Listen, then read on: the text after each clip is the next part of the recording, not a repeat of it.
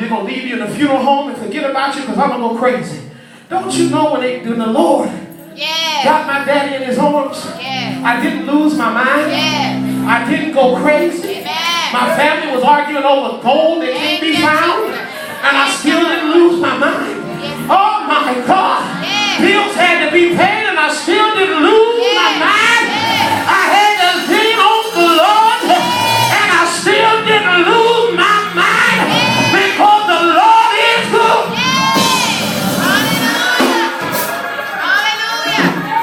Some of y'all look like you've been sucking on lemons and prunes.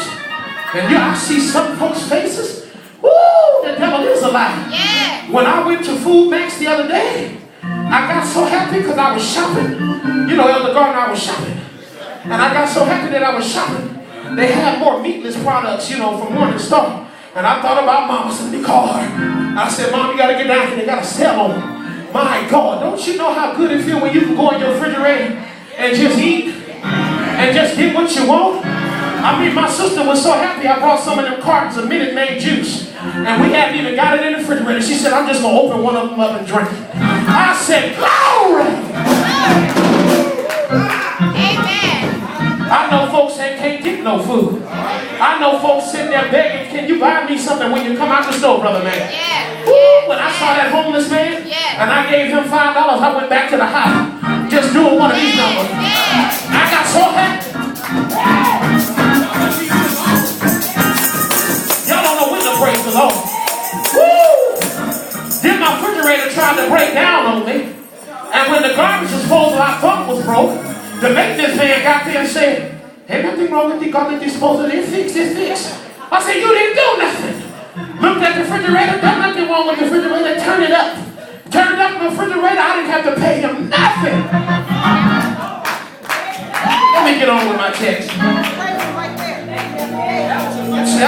You understand? $200 co-charge for doing nothing. The devil is a lie.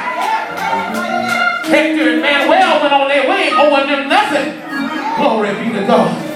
Hallelujah. Get the glory be to God. I feel good this morning. Amen. Get the 16th verse of the 26th chapter of Genesis. When you have it, say amen. Amen. The Bible says, and Abimelech said unto Isaac, go from us, for thou art much mightier than we. And Isaac departed thence, and pitched his tent in the valley of Gerar, and he dwelt there. And Isaac digged again the wells of water that he had digged in the days of Abraham his father, for the Philistines had stopped him up after the death of Abraham. And he called their names after the names by which his father called him. And Isaac's servants digged in the valley and found there a well of springing water. Somebody say springing water. Springing water. And the herdmen of Gerar did strive with Isaac's herdmen, saying, the water is ours. And they called the name of that well Esek, because they strove with him. Then he digged another well, and they strove for that also. And he called the name of that well Sitnah. Somebody say Sitnah. And he removed thence and digged again another well, for they strove not. And he called the name of it Rehoboth. And he said, for now the Lord hath made room for us, and we shall be fruitful in the land. May the Lord add a blessing to the reading and the hearing of his most holy word. Look at your neighbor and say, neighbor, I am a survivor. Look at your other neighbor and say, neighbor, you can survive this thing. You may take your seats. Woo! You know, I got a little Baptist in me, so if you talk back to me, you'll make me feel good. Anybody want to help me feel good? Y'all gonna help me preach? Amen. I done got worked up because I'm so happy, but if you talk back with me, if something I say in the sermon just hits you down in the spine of your bone, just wave your hand just a little bit so I know I got the right audience. Amen? Hallelujah. Glory be to God. We find ourselves in the book of Genesis. Genesis is giving you a little history on the book. It's the first 5 books of the Pentateuch. That is where we get the word law. Somebody say law. Sister Otina, that's important for you because they're going to ask you that on the text.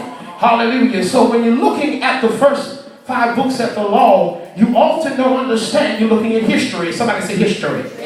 It is important for you to understand your history, or you will never know the outcome of your future. Did I help somebody right there? You've got to know where you come from so that you don't repeat the mistakes that your parents did. You got to know the things that older folks got into. My daddy always told me, he said, son, if you learn to pay attention to the mistakes that I made, you won't repeat them.